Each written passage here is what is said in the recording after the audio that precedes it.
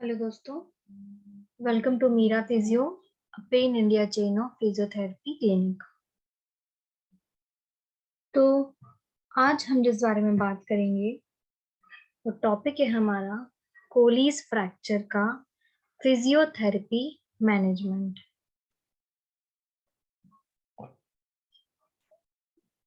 कोलीज fracture हमारी radius की हड्डी में होने वाला फ्रैक्चर है। रेडियस की हड्डी हमारे फोर आर्म में रहती है। फोरआर्म यानी कि कोहनी और कलाई के बीच का जो हिस्सा होता है हमारे हाथ में, उसे हम फोर आर्म कहते हैं। तो हमारे फोर आर्म में बाहर की तरफ रेडियस नाम की एक हड्डी वहां पे मौजूद रहती है, जो कि हमारे कलाई का जॉइंट और कोहनी का जॉइंट बनाती है। ठीक है, कलाई और कोहनी दोनों जॉइंट हमारी रेडियस हड्डी बनाती है। अगर कलाई की तरफ से हड्डी टूट जाए और उस वक्त हाथ बाहर की तरफ हो, यानी कि हमारा हाथ अगर बाहर की तरफ है, जैसे हम किसी चीज को, जब हम किसी चीज से गिरते हैं तो एकदम से हाथ को बाहर की तरफ खुद को बचाते हैं। तो अगर उस पोजीशन में आप बहुत ज्यादा फोर्स के साथ गिर गए तो एकदम से जो धमस लगती है कलाई में, उससे हमारी कलाई के पास मौजूद रेडियस का हिस्सा, जिसको हम डिस्टल रेडियस कहते हैं, उसमें फ्रैक्चर हो जाता है, जिसे हम कोलीज फ्रैक्चर कहते हैं। कोलीज फ्रैक्चर होने का कारण हमेशा आउट स्ट्रेच हैंड के बल गिर जाना, यानी कि हमारा हाथ बाहर की तरफ हो और हम उस हाथ के बल गिर जाएं, तो तब हमें कोलीज फ्रैक्चर होता है। बहुत सारे ऐसे स्पोर्ट्स हैं जिसमें अगर खेलते खेलते गिर जाए, जैसे वॉलीबॉल और हॉर्स राइडिंग और उसके बाद स्केटिंग और रग्बी, ऐसे बहुत सारे गेम हैं जिसमें जब गिर जाते हैं एथलीट्स, तो वो अपने हाथ के बल गिर जाते हैं, आउट स्ट्रेच हैंड के बल गिर जाते हैं। तो उनमें कोलीज फ्रैक्चर देखने को ज्यादा मिलता है। या फिर जो ऑस्टियोपोरोसिस के पेशेंट होते हैं, ऐसे पेशेंट जिनके हड्डियों के बीच के जो छेद होते हैं, पोर्स होते हैं, वो बहुत बड़े बड़े हों, हड्डियां कमजोर हों, तो ऐसे पेशेंट्स में भी कोलीज फ्रैक्चर बहुत जल्दी हो जाता है, क्योंकि वो जैसे ही कभी खुद को गिरने से बचाते हैं और फट से उनकी हड्डी टूट जाती है। तो कांटेक्ट स्पोर्ट्स में जो स्पोर्ट्स प्लेयर हैं, जिनके कांटेक्ट स्पोर्ट्स होते हैं वॉलीबॉल, फुटबॉल और ऑस्टियोपोरोसिस के जो पेशेंट होते हैं, उनमें बहुत ज्यादा कोलीज फ्रैक्चर देखने को मिलता है। कोलीज फ्रैक्चर के जो लक्षण होते हैं, उसमें कलाई के पास सूजन और मूवमेंट ना कर पाना, नीला पड़ जाना और डिनर फॉग डिफॉर्मिटी हो जाना। इस तरीके की डिफॉर्मिटी जो होती है, इसे कहते हैं डिनर फॉग डिफॉर्मिटी। तो इस तरीके की डिफॉर्मिटी का बन जाना और हाथ ना चला पाना, हाथ में दर्द होना, जकड़ा ना जाना और हाथ नीला पड़ जाना, इस तरीके की लक्षण हमें कोलीज फ्रैक्चर में देखने को मिलते हैं। इसका सर्जिकल ट्रीटमेंट जो होता है, अगर हड्डी अपनी जगह पे ही टूटी है, टूट के आगे पीछे अलग अलग नहीं हो गई है, तो हम इसे प्लास्टर कास्ट के अंदर रख के ट्रीटमेंट दे सकते हैं। अगर अगर हड्डी डिस्प्लेस्ड हो गई है, आगे पीछे की तरफ हो गई है, तो फिर अंदर प्लेट और स्क्रू लगा के उसे उसकी पोजीशन में रख के जोड़ा जाता है। और अगर हड्डी बहुत टुकड़ों में टूट गई है, कई टुकड़े हो गए हैं उसके, तो फिर एक्सटर्नल फिक्सेशन लगा के उसको जोड़ा जाता है। बाहर की तरफ से कुछ समय के लिए स्क्रू और प्लेट लगाते हैं और उसको फिर जोड़ते हैं। तो इस तरीके से होता है हमारा कोलीज का फ्रैक्चर, डिस्टल रेडियस फ्रैक्चर, ठीक है, जिसे कोलीज फ्रैक्चर कहते हैं। तो आज हम इसी में देखेंगे कि कोलीज फ्रैक्चर होने के बाद किस तरीके का फिजियोथेरेपी मैनेजमेंट हम देते हैं और दे सकते हैं। तो अब हम बढ़ते हैं हमारे टॉपिक की तरफ और बात करते हैं कोलीज फ्रैक्चर के फिजियोथेरेपी ट्रीटमेंट के बारे में।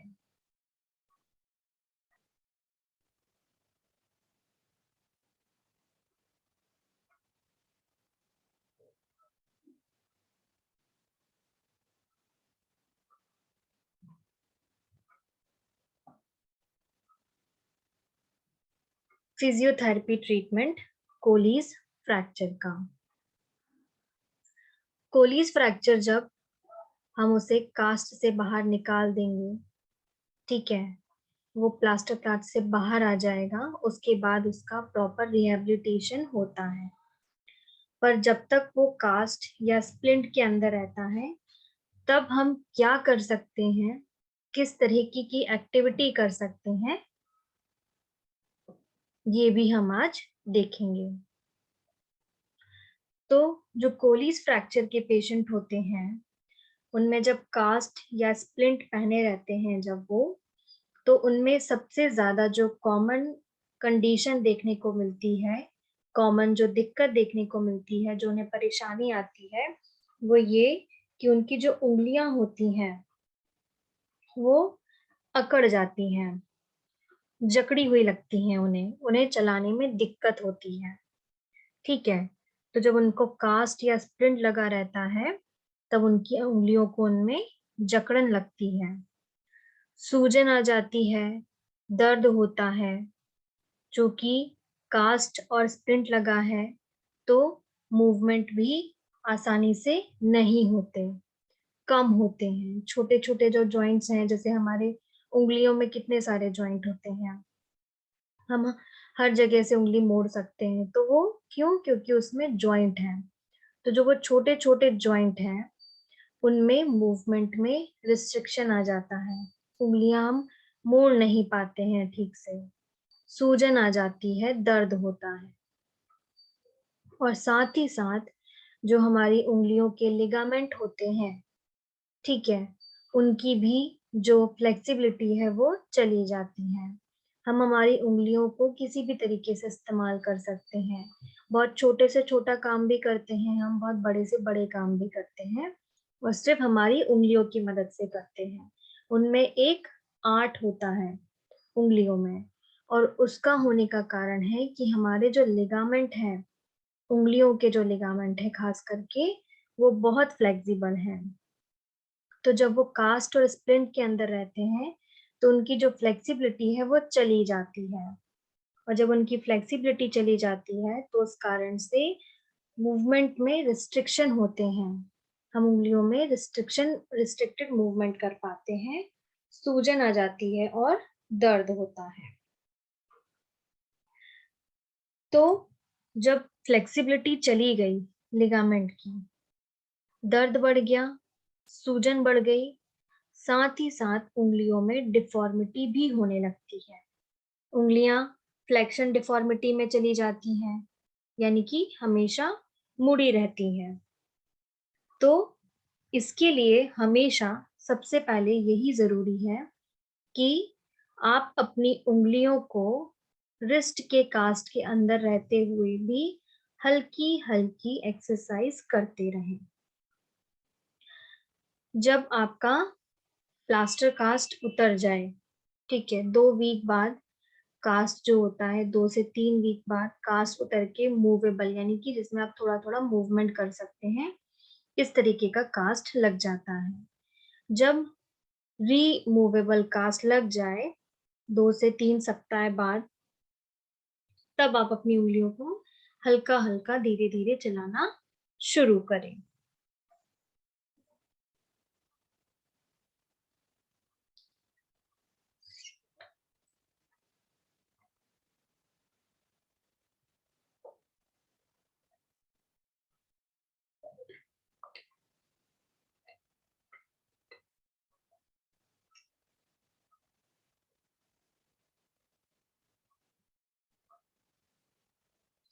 तो अब हम देखेंगे कि रिस्ट कास्ट के अंदर हम उंगलियों के साथ कैसे एक्सरसाइज कर सकते हैं, जिससे उंगलियों की सूजन, फ्लेक्सिबिलिटी, दर्द कम हो।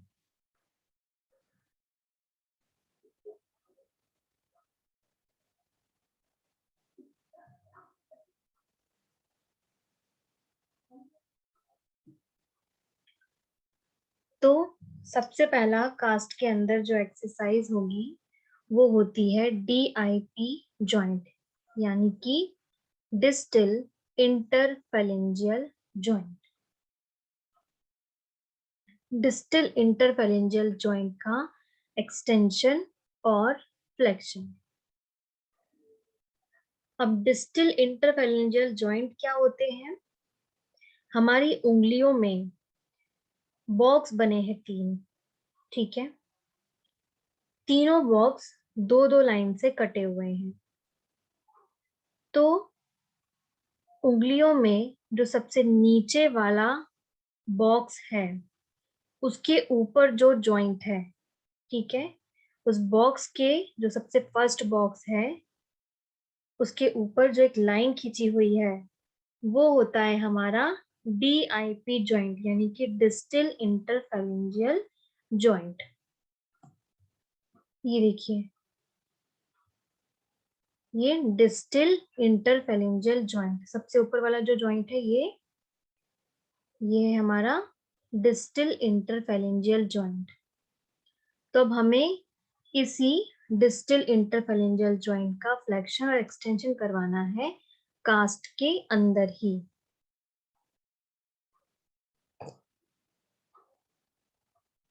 इसके लिए सबसे पहले हम जो हमारा अनइंजर्ड हैंड है, ठीक है, जो हाथ हमारा अच्छा है उस हाथ की मदद से हम करवाएंगे।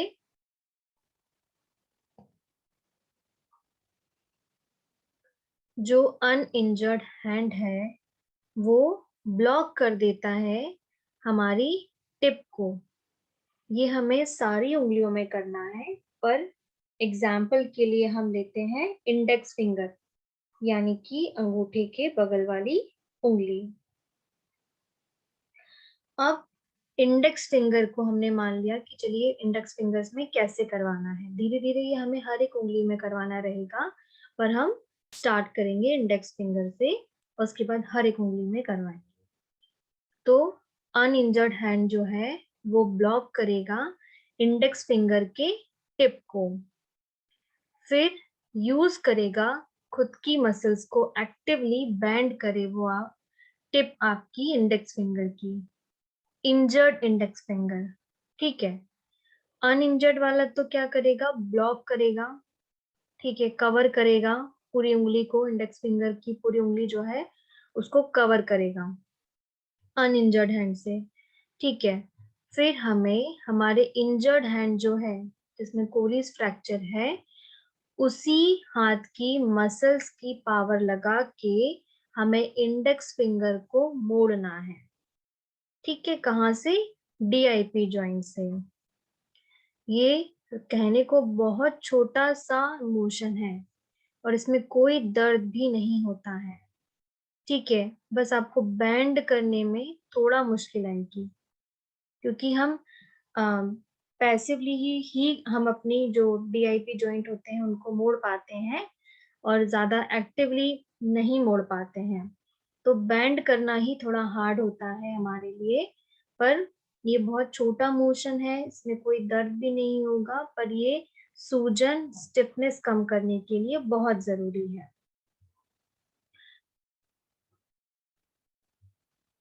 ये देखिए, इस तरीके से डीआईपी का एक्सटेंशन और ये फ्लेक्शन। पहले डीआईपी ज्वाइंट जो है इस तरीके से रहेगा, हमें उसको उंगली को ब्लॉक करना है। फिर डिस्टल ज्वाइंट से उंगली को हम जब अंदर की तरफ मोड़ेंगे तो वो होगा डीआईपी ज्वाइंट का फ्लेक्शन।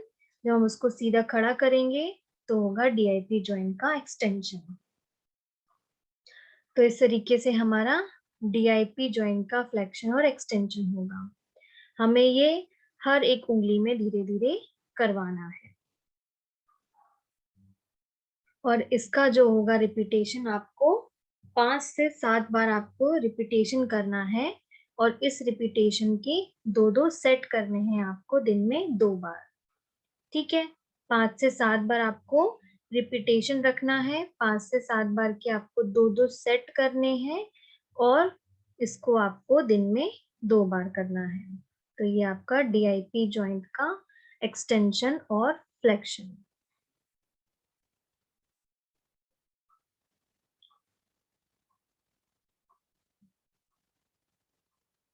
अब आता है पीआईपी जॉइंट का extension and flexion. PIP joint का एक्सटेंशन और फ्लेक्शन अब कैसे होता है? पीआईपी जॉइंट हमारा कहाँ प्रेजेंट है? ये, ठीक है, ये हमारा पीआईपी जॉइंट है। तो फिर से हमें हमारे अनइंजर्ड हैंड से मदद लेनी है। हम फिर से अनइंजर्ड हैंड की मदद से ब्लॉक करेंगे हमारे मिडिल जॉइंट को, इंजर्ड इंडेक्स फिंगर की। ठीक है, यानी कि बीच के जॉइंट को हमें ब्लॉक करना है। ठीक है, ब्लॉक करने के बाद फिर हम यूज करेंगे हमारी खुद की मसल्स की पावर को और कोशिश करेंगे कि हम एक्टिवली बैंड करें हमारे मिडिल जॉइंट को, इंडेक्स फिंगर की, इंजर्ड हैंड वाले। ठीक है, जिसमें कोलिस फ्रैक्चर हुआ है उस हाथ से हम मदद लेंगे और हम कोशिश करेंगे कि उस हाथ के साथ में फ्रैक्चर हुआ है उसी हाथ की मसल्स थोड़ा एक्टिवली काम करे और खुद ही बैंड करे उसे। ठीक है, फिर इसके बाद हम जॉइंट को मूव करेंगे टिप तक। थोड़ा सा ये पेनफुल हो सकता है बट इससे स्टिफनेस जो है वो जाती है। सिर्फ मुश्किल होता है कि मिडिल से जॉइंट को मोड़ना। ठीक है, इसके बाद हम धीरे धीरे हर एक फिंगर में ये एक्टिविटी करेंगे। ये देखिए, इस तरीके से पीआईपी जॉइंट को हम जब इस तरीके से मोड़ेंगे ब्लॉक करके तब पीआईपी जॉइंट का फ्लेक्शन होगा और जब हम उसको स्ट्रेट खड़ा करेंगे तो एक्सटेंशन होगा। ठीक है, तो पीआईपी और डीआईपी दोनों जॉइंट का फ्लेक्शन और एक्सटेंशन हमें करवाना है कास्ट के अंदर रहते हुए ही। और इसका भी रिपीटेशन हम 5 से 7 बार इसका रिपीटेशन रखेंगे। इसके 2 सेट लगाएंगे जो कि दिन में 2 बार होंगे।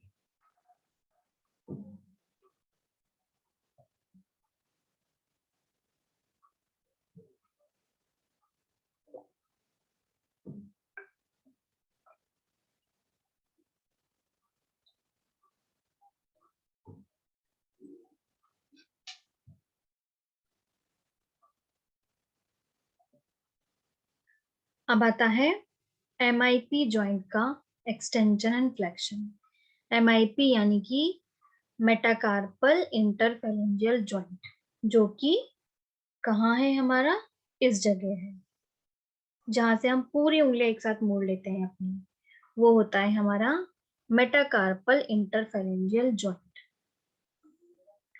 तो इसके लिए आपको क्या करना है, जो आपका लार्ज नकल्स हैं उसे बैंड करना है जितना आपसे पॉसिबल हो सके उतना। ठीक है, सिंपल है। आपको इस जगह से, इस लेवल से आपके नकल्स जो हैं उसको बैंड करना है जितना आपसे पॉसिबल हो सके उतना। कोशिश करना है कि लार्ज नकल को ही बैंड करें, टिप जॉइंट को, मिडिल जॉइंट जो है उसको स्ट्रेट रखें।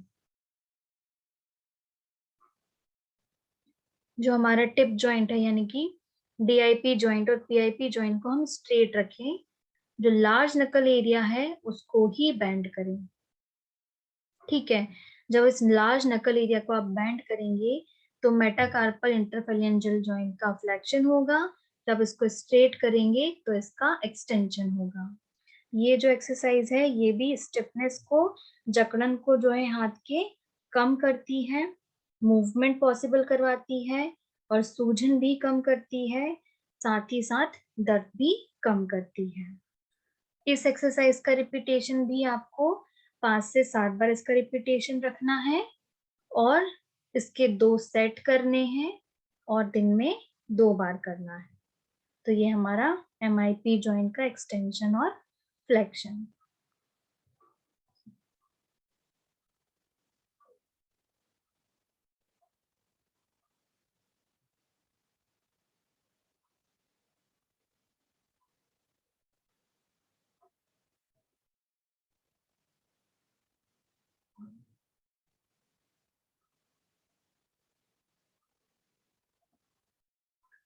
अब आता है फिंगर का फ्लेक्शन और एक्सटेंशन। अब हमें हमारे छोटे जॉइंट्स जो हैं फिंगर को, उन्हें लूज करना है, उन्हें ढीला करना है। ठीक है, और वो कैसे करेंगे? मुट्ठी बना के। ठीक है, जिसे हम स्ट्रेट फिस्ट एक्सरसाइज भी कहते हैं, इस तरीके से। ठीक है, फिंगर अभी सीधी थी, हमें उससे मुट्ठी बनानी है इस तरीके से। ठीक है, तो अब हम छोटे जॉइंट जो हैं हमारे, उनको लूज करेंगे ताकि स्टिफनेस कम हो, जकड़न कम हो। तो उसके लिए हमें मुट्ठी बनानी है। इस एक्सरसाइज को स्ट्रेट फिस्ट भी कहते हैं। जब आप बैंड करेंगे आपके नकल्स को तो मिडिल जॉइंट जो होगा वो भी बैंड होगा और जो डिस्टल जॉइंट है वो स्ट्रेट रहेगा। ठीक है, आपको बेसिकली अपनी फिंगर्स को अपनी गद्दी से लगाना है, जैसा हमने भी पिक्चर में देखा उसी तरीके से। इस तरीके से आपको आपकी मिडिल जॉइंट है वो बैंड रहेगा, नकल्स बैंड रहेंगे, लार्ज नकल्स, उंगलियां स्ट्रेट रहेंगी, डिस्टल जॉइंट उसे आपको अपनी गद्दी से चिपकाना है। तो इस तरीके से आपका फिंगर का फ्लेक्शन और एक्सटेंशन होगा।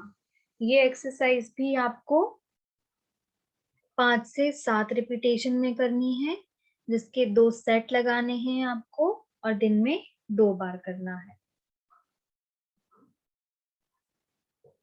तो ये हुआ आपके फिंगर एक्सटेंशन और स्ट्रेट फिंगर फ्लेक्शन।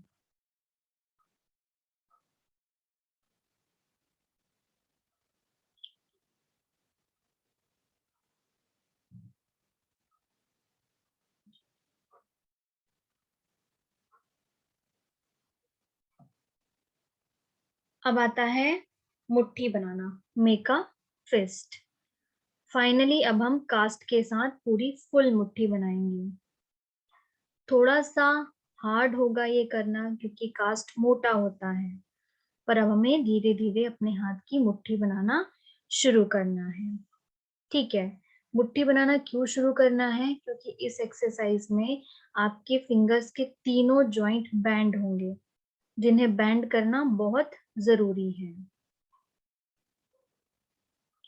कोशिश करना है कि कास्ट अगर ब्लॉक कर रहा है फुल मुट्ठी बनने से, तो आपसे जितना बैंड हो सकते हैं जॉइंट उतना तो आपको बैंड करना ही है, उतना बैंड करके आपको मुट्ठी बनानी ही है।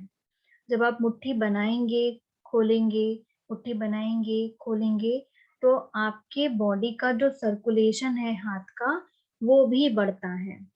और जब बॉडी का सर्कुलेशन बढ़ता है किसी भी जगह का हो, भले वो कास्ट लगा हो, वहां पे फ्रैक्चर हुआ हो या कुछ भी हुआ हो, जब उस एरिया का सर्कुलेशन बढ़ता है तो वो चीजें ठीक जल्दी होती हैं। ठीक है, अगर सर्कुलेशन कम रहेगा, ब्लड फ्लो कम रहता है किसी जगह का, वो चीज देर से ठीक होती है, और अगर ज्यादा रहता है तो जल्दी ठीक होती है। तो हमें मुट्ठी बनाना है और बंद करना है। ठीक है, जिससे हमारे तीनों जॉइंट साथ में बैंड हो और खुले और वहां का सर्कुलेशन भी बढ़े। इस एक्सरसाइज के भी आपको 5 से 7 रिपीटेशन लगाने हैं। 5 से 7 रिपीटेशन के 2 सेट बनाने हैं आपको, और दिन में 2 बार करना है। ठीक है।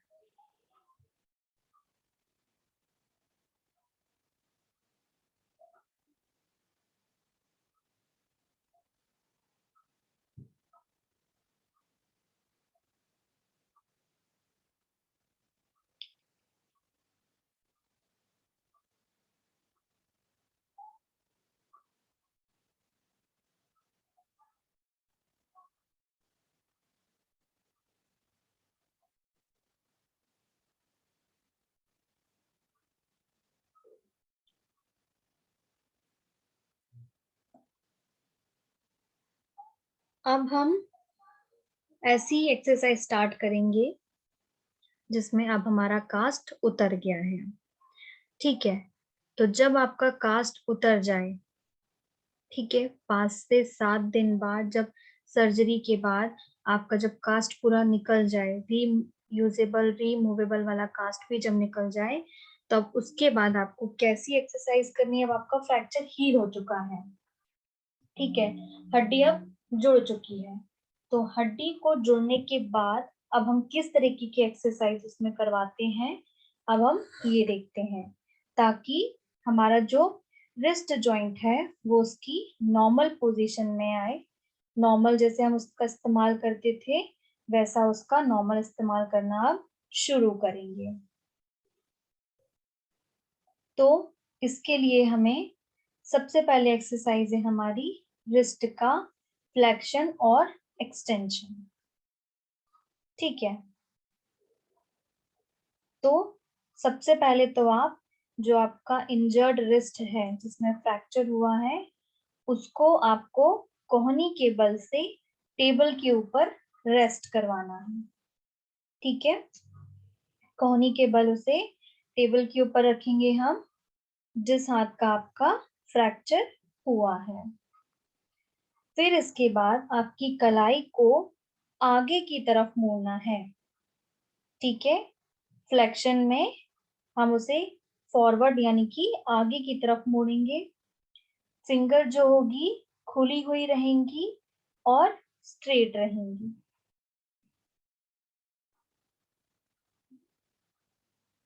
इस तरीके से देखिए, हमें पूरी हाथ को नीचे तरफ झुकाना है। ठीक है, फॉरवर्ड लेके जाना है, उंगलियां जो हैं खुली हुई रहेंगी और स्ट्रेट रहेंगी। ठीक है, फिर इसके बाद आपको रिस्ट को वापस से पीछे की तरफ ले आना है और एक ढीली मुट्ठी बना लेनी है। पहले रिस्ट फ्लेक्शन के लिए हम इस तरीके से करेंगे, हाथ खुले रहेंगे, कलाई से मुड़े हुए रहेंगे, फिर हम उसको सीधा करेंगे और एक ढीली मुट्ठी बना लेंगे। ठीक है, तो इस तरीके से आपका रिस्ट का फ्लेक्शन और एक्सटेंशन होगा।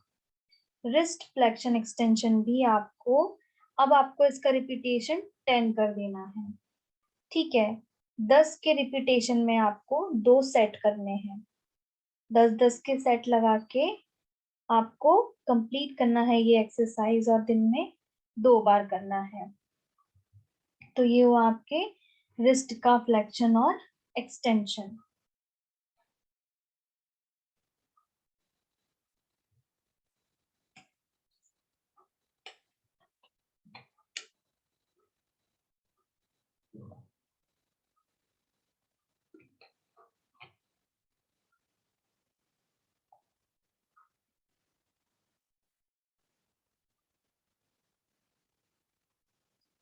अब आता है रिस्ट का साइड टू साइड मोशन। इसके लिए आपको आपकी गद्दी को फ्लैट टेबल पे रखना है।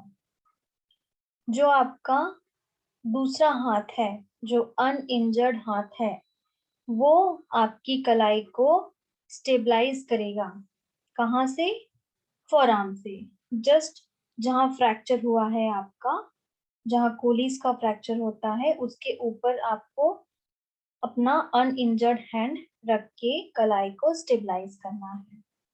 ध्यान रखना है बहुत ज्यादा जोर से, बहुत ज्यादा टाइट से नहीं पकड़ना है, नहीं तो दर्द हो सकता है।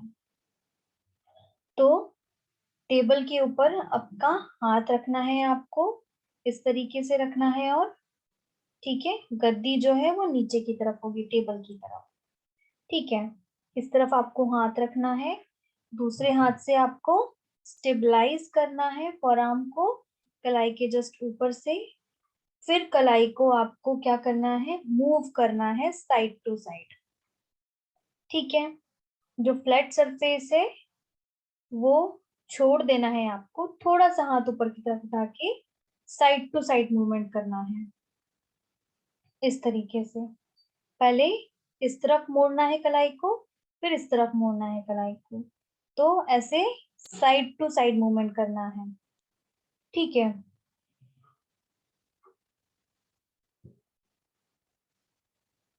तो ये आपके रिस्ट का जो साइड टू साइड मोशन है, ये हुआ आपके अल्ना का, रेडियस का side to side motion, ulna deviation और रेडियल डेविएशन। इसका रिपीटेशन भी आपको 10 बार का करना है। ठीक है, साइड टू साइड मोशन का रिपीटेशन भी आपको 10 बार रखना है, और इसके 2 सेट करने हैं, जो कि दिन में आपको 2 बार करना है।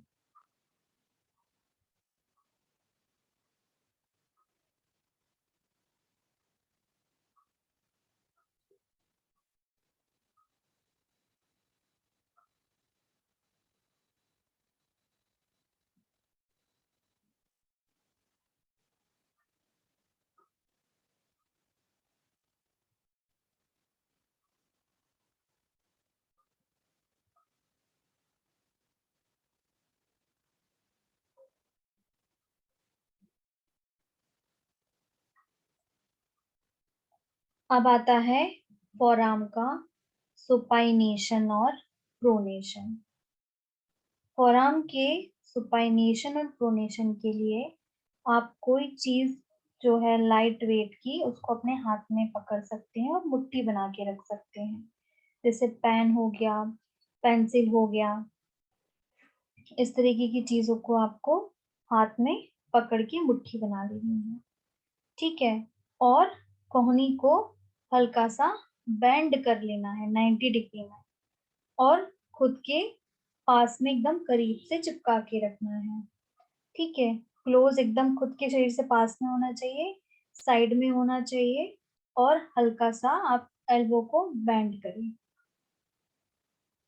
ठीक है, जैसे ये इमेज में दिख रहा है आपको, ये देखिए, इस तरीके से 90 डिग्री के एंगल में हमें कलाई, अपनी जो कोहनी है, उसे बेंड करना है, बॉडी के पास होना चाहिए। हाथ में आप इस तरीके से एक पेन, पेंसिल, स्टिक कुछ भी पकड़ के ढीली मुट्ठी बना के उसको पकड़ लें। फिर इसके बाद आपको रोटेट करना है हाथ को। ठीक है, रोटेट करना है हाथ को, और गद्दी ऊपर की तरफ आएगी। ठीक है, पहले जब गद्दी ऊपर की तरफ आएगी तो ये होगा फोरआर्म का सुपाइनेशन। फिर जब आप उसको रोटेट करेंगे फोरआर्म को, तो गद्दी नीचे की तरफ लेके जानी है, तो होगा आपका फोरआर्म का प्रोनेशन।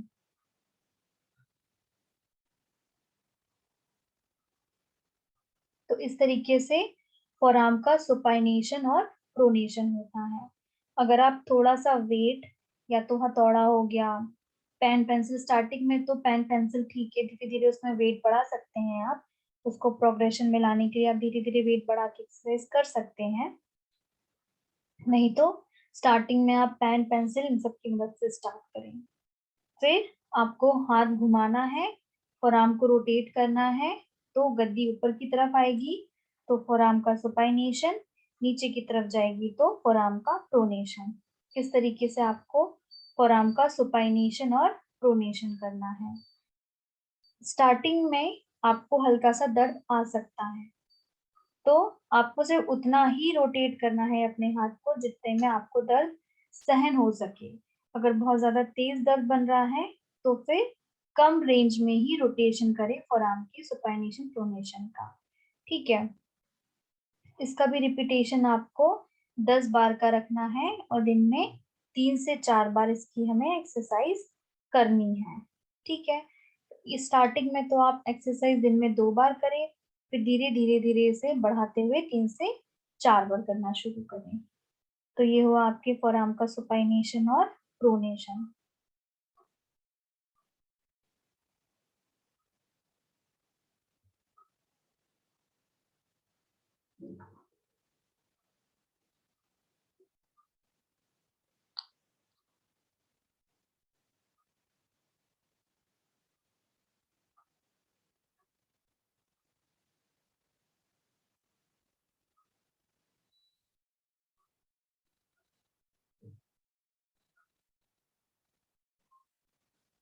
अब फोरआर्म का जो सुपाइनेशन प्रोनेशन है उसको बिना किसी चीज को पकड़े हुए कैसे करना है। अभी हम किसी ऑब्जेक्ट को पकड़ के कर रहे थे, हाथ में पेन पेंसिल या किसी भी चीज को पकड़ के कर रहे थे। अब हम बिना किसी चीज को पकड़े टेबल पे रख के स्टार्टिंग में अगर हमसे कुछ चीज पकड़ी नहीं जा रही है, ग्रिपिंग नहीं बन रही है, तो हम कैसे करें। तो इस तरीके के रोटेशन के लिए आप चेयर पे बैठ जाएं, चेयर के सामने टेबल रखें, उसके ऊपर आपका एल्बो बेंड करें 90 डिग्री और उसके ऊपर एल्बो रखें। आपको सबसे पहले हैंडशेक पोजीशन में हाथ रखना है। जैसे हम किसी से हाथ मिलाते हैं तो हमारा हाथ सेंटर में होता है, टेढ़ा होता है, तो आपको उसी पोजीशन में हाथ रखना है। फिर आपको टर्न करना है आपका फोरआर्म, ताकि आपका जो गद्दी है वो ऊपर की तरफ देखे। इस तरीके से टर्न करना है गद्दी को ताकि गद्दी ऊपर की तरफ देखे। फिर टर्न करना है गद्दी को ताकि गद्दी नीचे की तरफ देखे। इन दोनों पोजीशन में जब गद्दी नीचे की तरफ देख रही है और ऊपर की तरफ देख रही है, तब आप फोरआर्म को 10 सेकंड के लिए होल्ड भी करें। फिर होल्ड करने के बाद आप इसे रिपीट करें। तो ये बिना किसी वेट के, बिना किसी ऑब्जेक्ट को पकड़े हुए हम फोरआर्म का कैसे रोटेशन करते हैं वो है। ठीक है, और इसका भी आप 10 रिपीटेशन रखें और दिन में इसे 3 से 4 बार करें। तो ये आपका फोरआर्म का रोटेशन हुआ।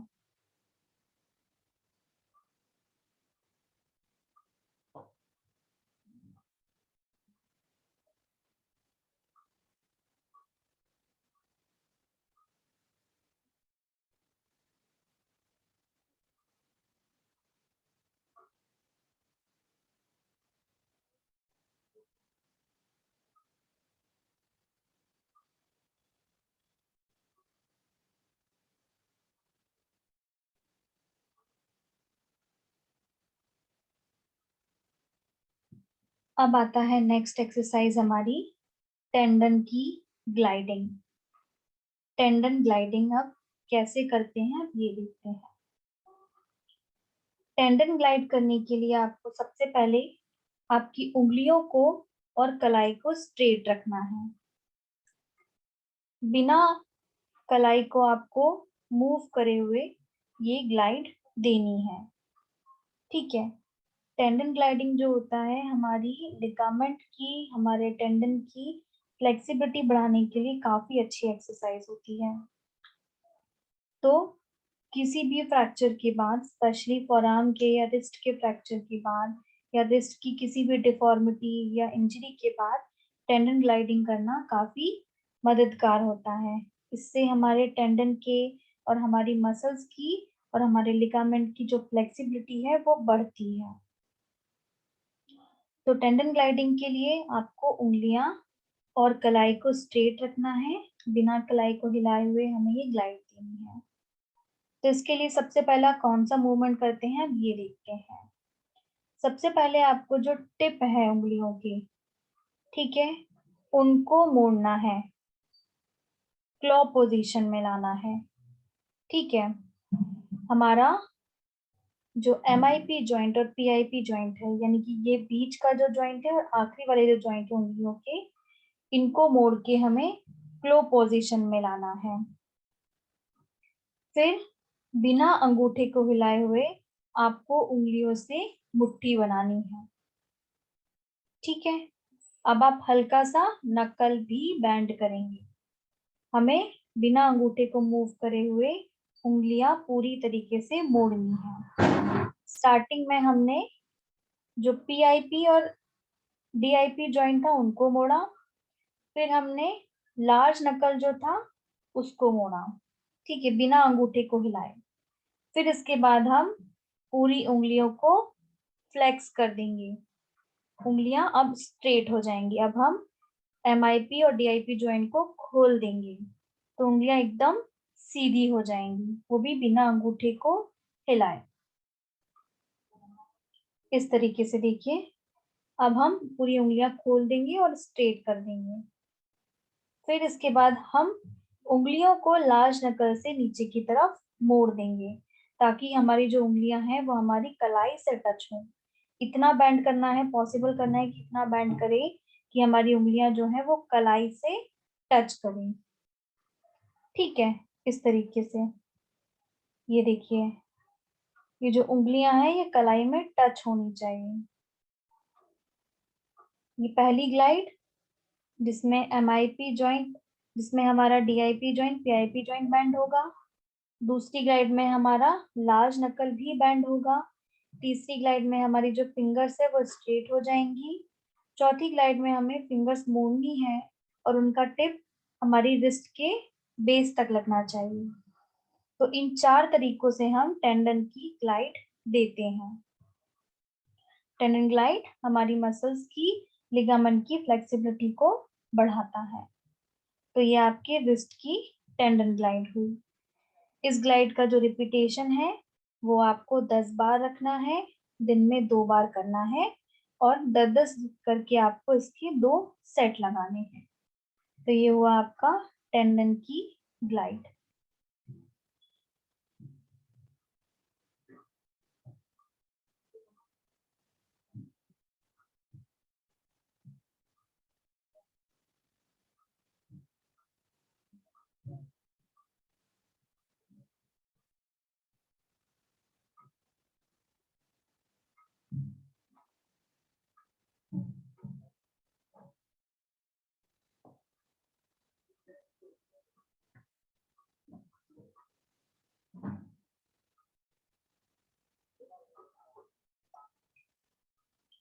फिर आता है सिंगल फिंगर बैंड। ठीक है, अब अपन को धीरे धीरे हर एक बैंड को, हर एक फिंगर को बैंड करना है ताकि सिंगल सिंगल मसल, इंडिविजुअल जो फिंगर है, हर एक फिंगर धीरे धीरे काम करना शुरू करे, उनकी फ्लेक्सिबिलिटी बढ़े। तो हम सिंगल फिंगर बैंड शुरू करेंगे।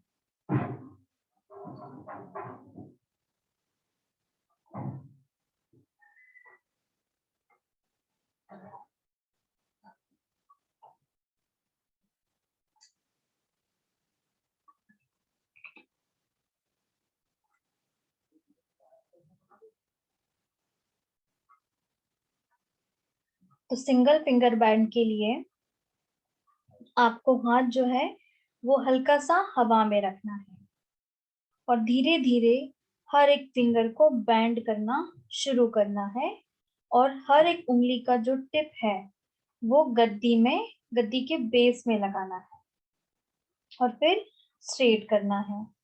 देखिए, ये इंडेक्स फिंगर को बैंड किया, कलाई के बेस में लगाया, ठीक है, फिर इसको स्ट्रेट किया, फिर बीच वाली उंगली को बैंड किया, फिर स्ट्रेट किया। ऐसे करते करते आपको आपकी index finger, middle finger, ring finger और लिटिल फिंगर, इन सबको बैंड करना है, इंडिविजुअल स्ट्रेट करना है। बैंड करके टिप जो है उनका वो रिस्ट के बेस में लगेगा। बैंड करना है और स्ट्रेट करना है। ठीक है, तो इस तरीके से आपका सिंगल फिंगर बैंड एक्सरसाइज है।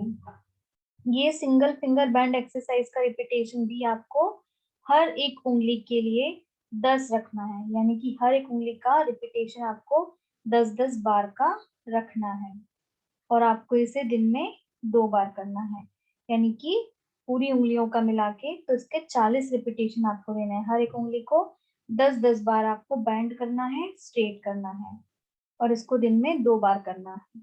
इसका आप शुरुआती दौर में सिंगल सेट ही लगाएं, 10-10 के रिपीटेशन के सिंगल सेट। फिर धीरे धीरे जैसे आपके दर्द कम होने लगे, आपके सिंगल सेट करने के बाद आपकी दिक्कतें कम हो जाएं, मसल्स फ्लेक्सिबल हो जाएं, तो फिर आप इसके 2 सेट लगाना शुरू करें। तो ये होगी आपकी सिंगल फिंगर बैंड एक्सरसाइज।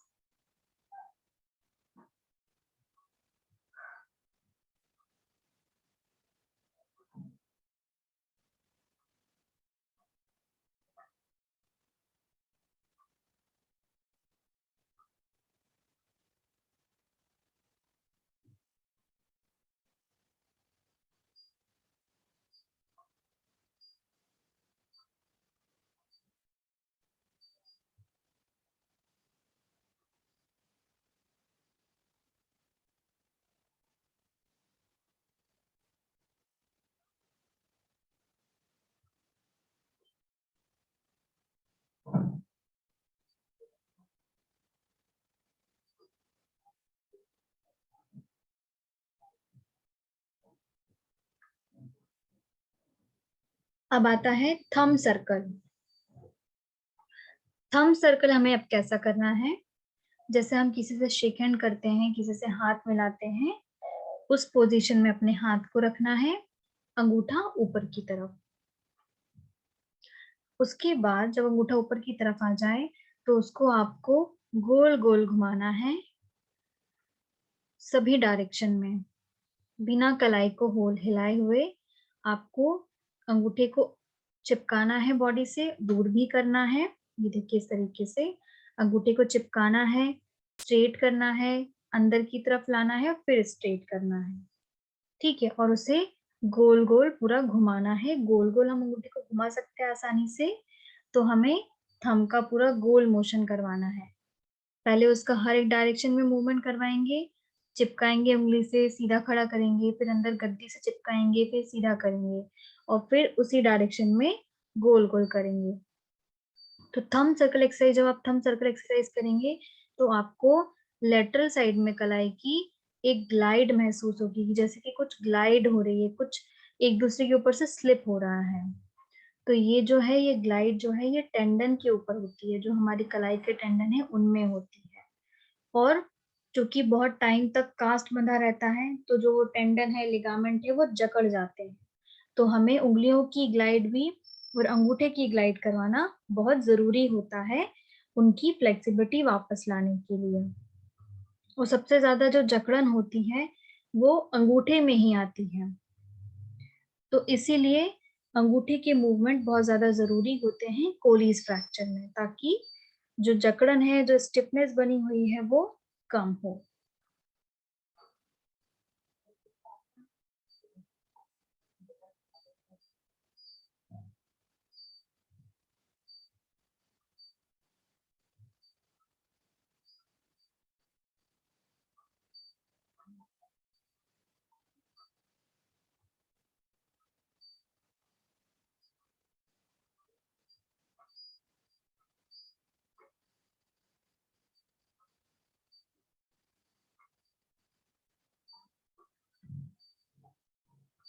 अब आता है थंब की दूसरी एक्सरसाइज, थंब टू फिंगर। अब थंब टू फिंगर एक्सरसाइज में आपको क्या करना है, हर एक फिंगर का जो टिप है, उस टिप में आपको अंगूठे एक एक करके जोड़ना है। ठीक है, तो थंब और अंगूठे को, थंब का टिप और उंगलियों के टिप को एक एक करके आपको आपस में जोड़ना है, हर एक उंगली से जोड़ते हुए आगे बढ़ना है। छिंगली से स्टार्ट करना है, लिटिल फिंगर से स्टार्ट करना है। आप लिटिल फिंगर के टिप को और अंगूठे के टिप को जोड़ें, फिर इसके बाद रिंग फिंगर की टिप को और अंगूठे के टिप को जोड़ें, फिर इसके बाद मिडिल फिंगर के टिप को और अंगूठे के टिप को जोड़ें, फिर इंडेक्स फिंगर के टिप को और अंगूठे के टिप को जोड़ें। तो ऐसे करते करते आपको हर एक उंगली के टिप से अंगूठे के टिप को जोड़ते हुए आगे बढ़ना है। और इस एक्सरसाइज का रिपीटेशन आपको 20 बार रखना है। क्योंकि ये बहुत सिंपल एक्सरसाइज है, बहुत कॉमन एक्सरसाइज है, बहुत इजीली आप कर सकते हैं, इसलिए इसका रिपीटेशन आप 20 रखें। ठीक है, पूरा चिंगली से शुरू करें और जब इंडेक्स फिंगर तक आए तो उसे 1 काउंट करें। ऐसे करते करते आपको 20 रिपीटेशन करने हैं। ठीक है, ये जो एक्सरसाइज है इससे आपके हर एक जॉइंट, हर एक मसल जो है वो एक्टिव होती है। ठीक है, सेंसेशन एक्टिव होते हैं, क्योंकि जब हम टच करवा रहे हैं स्किन को एक दूसरे से तो एक सेंसरी एक्टिवेशन भी हो रहा है। तो ये मस एक्टिविटी जो है थंब टू फिंगर मसल्स के लिए भी है और सेंसेशन के लिए भी है। ठीक है, तो ये आपकी थंब टू फिंगर एक्सरसाइज हुई।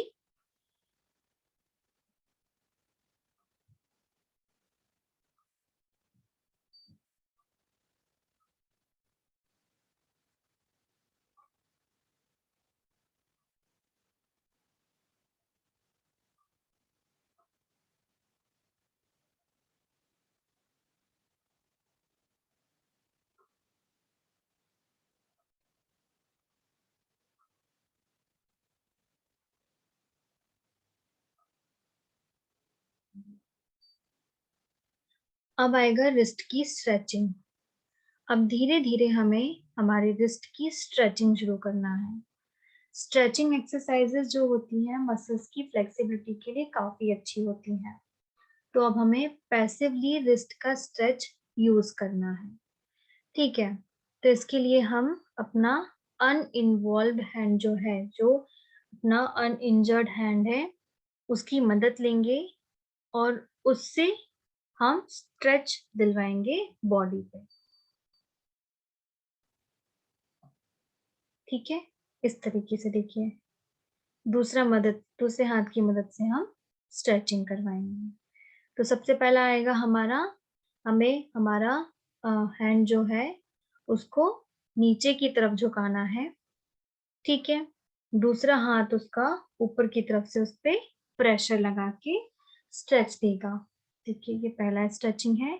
इस तरीके से किसी भी टेबल के कॉर्नर या बेड के कॉर्नर में अपना कलाई जो है उसके कॉर्नर से बाहर रहेगी, फिर उसे हमें नीचे की तरफ मोड़ना है। ठीक है, जब हम नीचे की तरफ मोड़ेंगे तो ये जो ऊपर वाला हाथ है जो कि अनइंजर्ड हैंड है, वो प्रेशर लगाएगा नीचे की तरफ। तो आपको कलाई में जो ऊपर साइड में एरिया है यहाँ पे स्ट्रेच फील होगा।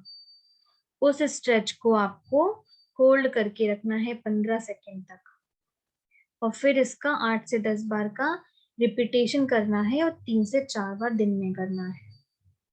ठीक है, तो पहले रिस्ट को अंदर झुका के हम स्ट्रेच करेंगे, फिर उसके बाद हम रिस्ट को ऊपर दीवार की तरफ करके, फेस होना चाहिए उसका, जो उंगलियां हैं, जो टिप है उसका फेस ऊपर दीवार की तरफ होगा, वो स्ट्रेच होगा। इस तरीके से देखिए, अब हम हाथ को ऊपर उठा लेंगे। ठीक है, जो अनइंजर्ड हैंड है वो उसको पीछे की तरफ धक्का देगा इस डायरेक्शन में। ठीक है, पीछे की तरफ जब धक्का देगा तो हाथ में आपको इस तरफ नीचे की तरफ स्ट्रेच आएगा। जब नीचे की तरफ स्ट्रेच आ जाएगा तो उस स्ट्रेच को आपको 15 सेकंड के लिए होल्ड करके रखना है, 8 से 10 उसका रिपीटेशन रखना है और 3 से 4 बार उसको दिन में करना है। तो ये हुआ आपका रिस्ट का पैसिव स्ट्रेच। ठीक है, पहला होगा बैंड करके उसको डाउनवर्ड ले जाके, दूसरा फिर टुवर्ड यानी कि ऊपर अपवर्ड करवा के। तो ये आपके पैसिव रिस्ट के स्ट्रेच हुए।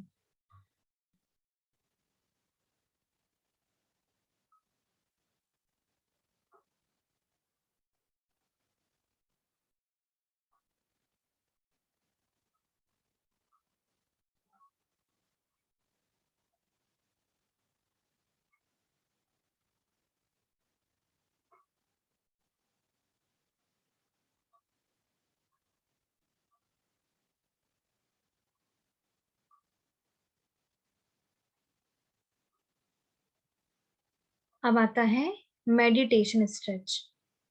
अब मेडिटेशन स्ट्रेच कैसे होता है, दोनों हाथों को आपको मेडिटेशन जैसी पोजीशन में, नमस्ते वाली जो पोजीशन होती है उसमें बैंड करना है।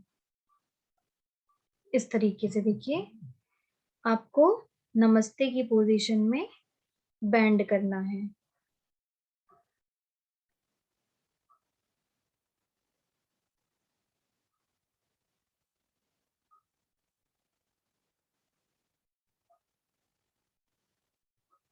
ठीक है, दोनों हाथों को जोड़ना है नमस्ते की पोजीशन में और फिर बैंड करना है।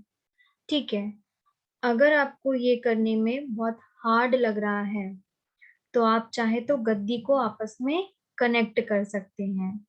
ठीक है, या फिर बीच में, दोनों गद्दियों के बीच में कोई कार्ड या पतला सा ऑब्जेक्ट भी रख सकते हैं ताकि आसानी से दोनों गद्दी को आप जोड़ के रख सकें, अगर दिक्कत हो रही हो तो। अदरवाइज अगर दिक्कत नहीं हो रही हो तो नॉर्मल नमस्ते पोजीशन में रख के ही स्ट्रेच करें। तो दोनों हाथ को आपको नमस्ते की पोजीशन में रखना है। धीरे धीरे आपको क्या करना है, रिस्ट को बेंड करना है। ठीक है, जो आप रिस्ट को बेंड करेंगे तो दोनों रिस्ट धीरे धीरे नीचे की तरफ आती रहेंगी और साथ में गद्दी चिपका के भी रखनी है। फिंगर और थंब एक दूसरे के ऊपर रेस्ट कर रहे होंगे। इस पोजीशन में जब आप आएंगे और धीरे धीरे हाथ को नीचे की तरफ लेके जाएंगे। ठीक है, गद्दी आपस में चिपकी रहनी चाहिए, फिंगर्स आपस में चिपकी रहनी चाहिए और इस नमस्ते पोजीशन में धीरे धीरे आपको नीचे की तरफ आना है। तो आपको इस जगह पे स्ट्रेच आएगा।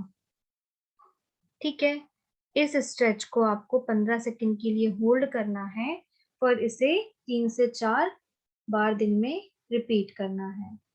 तो ये आपका मेडिटेशन स्ट्रेच हुआ।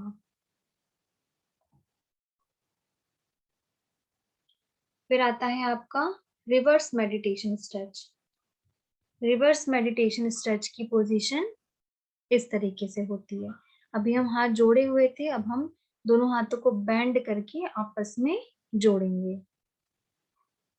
सेम इसमें भी अगर आपको डिफिकल्टी होती है तो पीछे की तरफ से आप कोई सॉफ्ट स्पॉन्जी ऑब्जेक्ट रख सकते हैं दोनों हाथों के बीच में, ताकि रिस्ट का सपोर्ट बना रहे और दोनों साथ में भी चिपके रहें। फिर धीरे धीरे आपको क्या करना है, जब आप उल्टे करके अपने हाथों को जोड़ लेंगे तो आपको रिस्ट को बेंड करना है। ठीक है, दोनों हाथों को आपको धीरे धीरे ऊपर उठाना है। ठीक है, इस तरीके से पोजीशन रहेगी। दोनों कलाइयां चिपकी हुई, दोनों उंगलियां चिपकी हुई। फिर आपको धीरे धीरे क्या करना है, हाथ ऊपर की तरफ उठाना है तो आपको कलाई में इस जगह स्ट्रेच आएगा। ठीक है, जब आपको स्ट्रेच आ जाए तो आपको उस पोजीशन को 15 सेकंड के लिए होल्ड करना है। फिर इसे रिपीट करना है 8 से 10 बार दिन में, 3 से 4 बार के लिए। तो ये आपका हुआ रिवर्स मेडिटेशन स्ट्रेच।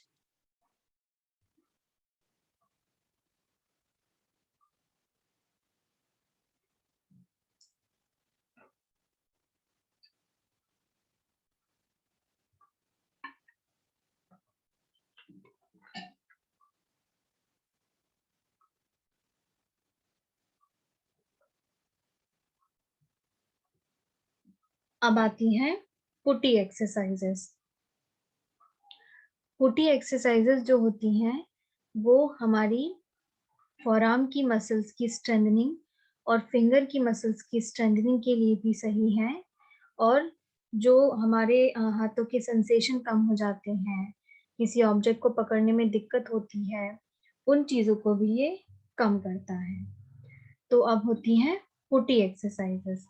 पुटी एक्सरसाइजेस के लिए नॉर्मल जो पुटी होती है, मिट्टी की बना हुआ एक डो होता है, उसको लेना है, उसको अपनी मुट्ठी में रखना है और जोर से मुट्ठी दबानी है। ठीक है, उस मिट्टी को आपको हाथ में रखना है, जोर से मुट्ठी बंद करनी है, फिर खोलना है और फिर उसको रीशेप करना है, गोल करना है और फिर दबाना है। तो पहला आपका पुटी एक्सरसाइज हुई ग्रिप।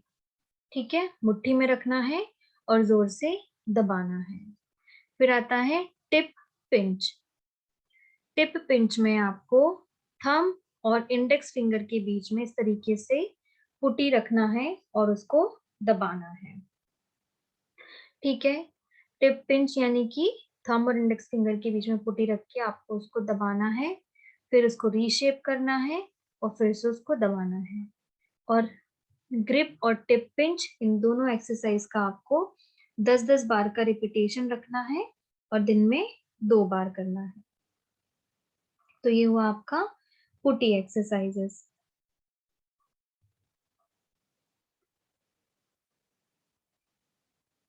फिर आता है 3 जॉ पिंच लेटरल पिंच, जिसे हम टर्निंग की भी कहते हैं।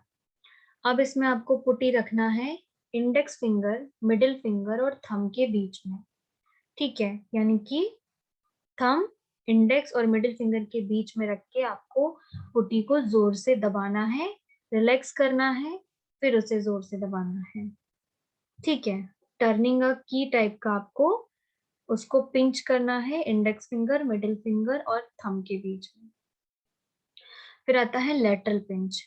लेटरल पिंच में अब आपको क्या करना है, इंडेक्स फिंगर और सारी उंगलियों को मोड़ लेना है। ठीक है, इस तरीके से पूरी उंगलियां मोड़ना है।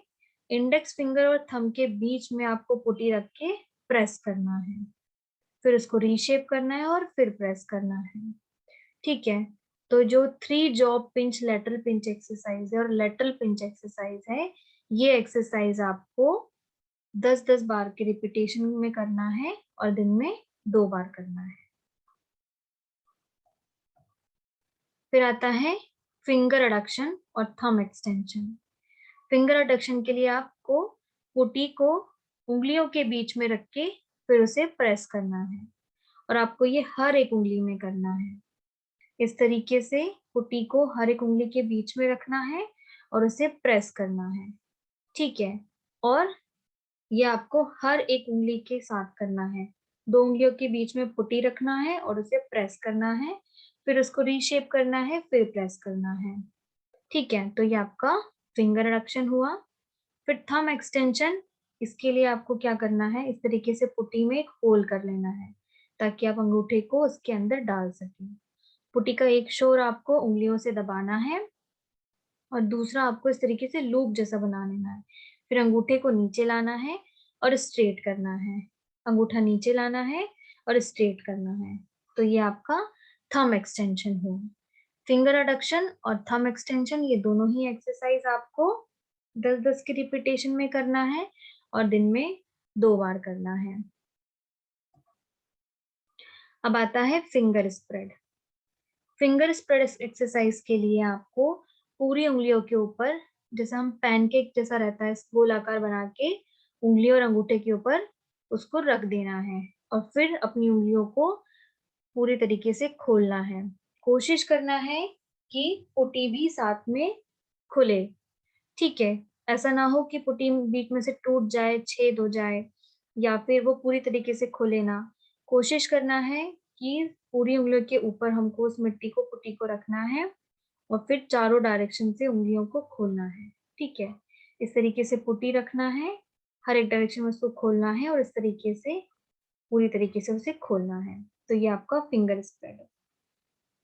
फिंगर स्प्रेड एक्सरसाइज भी आपको दिन में 3 से 4 बार करना है। इसका रिपीटेशन भी आपको 10 बार का रखना है। तो ये हुआ आपका फिंगर स्प्रेड।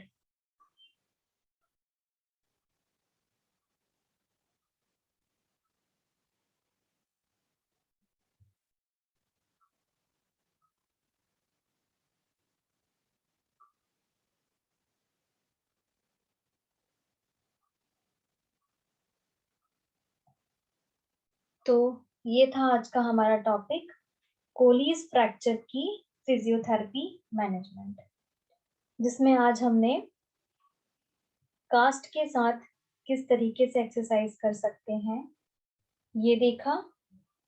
साथ में कास्ट के निकल जाने के बाद, सर्जरी हो जाने के बाद किस तरीके से हम फिंगर का रिहैबिलिटेशन कर सकते हैं, रिस्ट का रिहैबिलिटेशन कर सकते हैं, फोरआर्म की मसल्स की स्ट्रेंथनिंग कर सकते हैं, ये देखा।